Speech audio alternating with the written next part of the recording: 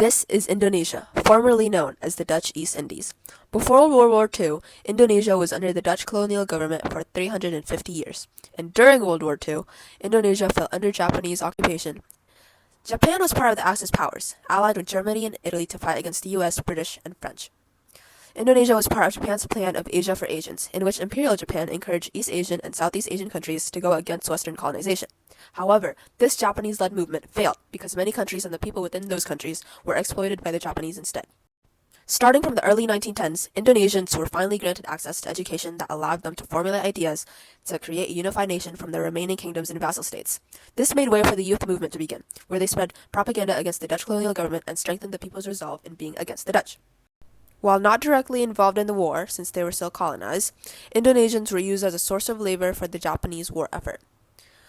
Because they were under Japanese occupation, they were given an education and the right to bear arms against the Allies and were promised independence by the Japanese.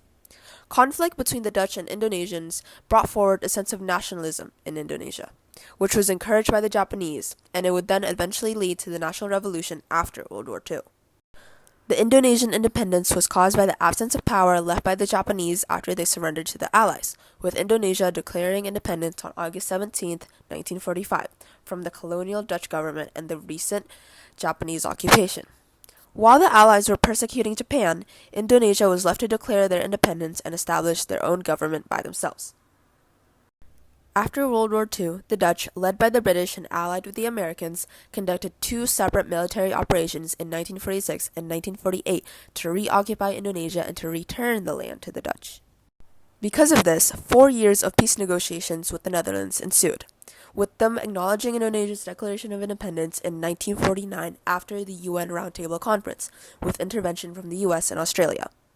The Indonesian independence was one of the examples of how World War II helped end Western colonialism and contributed to the development of other countries in breaking away from colonialism.